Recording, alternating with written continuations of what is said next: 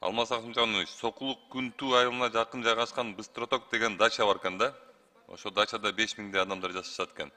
Анан кийин балдар мектепке бара албайт экен, ооруканаларга бара алышпайт экен. Эми негизи эле могу Бишкектин тегерегинде дачалар уже дача болбой калган да. Алмазбек Акымжанович, муну сатып алып эле үй катары эле жашап атышат. Ушуларга бир жеңилдик берип, же болбосо баягы шаарга киргизип, документтерин тууралаштырып берсек жакшы болот эле да. Негизинен эле бул азыр Бишкектин тегерегинде отурган чоң көйгөйлөрдүн бири.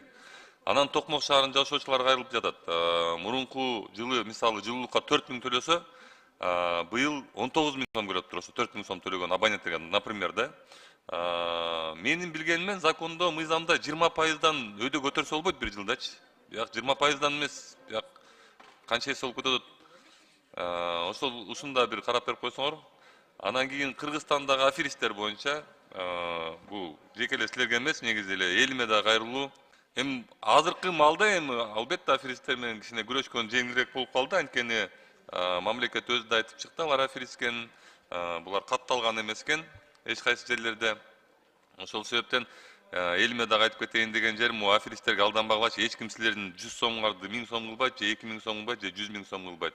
Жана Алмазбек Акымжанович дагы бир жакшыраак көзөмөлгө алып койгочу, ушундай аферисттер чыгар менен эле баягы финнадзорлор текшерип, бар бекен документтер, жок бекен билип, сразу элге маалым берсин да. Азыркы MC Coin менен болуп аткандай болупчу.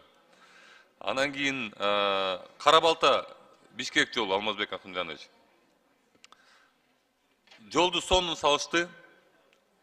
Жол чоң, чырактар да жакшы күйчү да, башындачы. Освещение сонун болчу.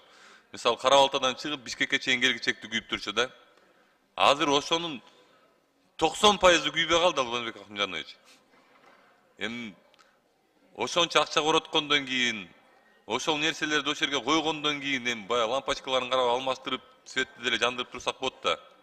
Анан кийин бул өзүңүз билесиз, Ош Бишкек, Жалал Абад Бишкек, Баткен Бишкек жолу, бул жерде аябай элдер көп.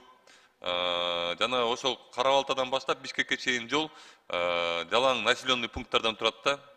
Кичинекей балдарга жана жолду өткөндө дагы оор болуп атат, опасно болуп атат. Ошол себептен ошол жердин освещениясын карап берип койсоңуздар. Чоң рахмат.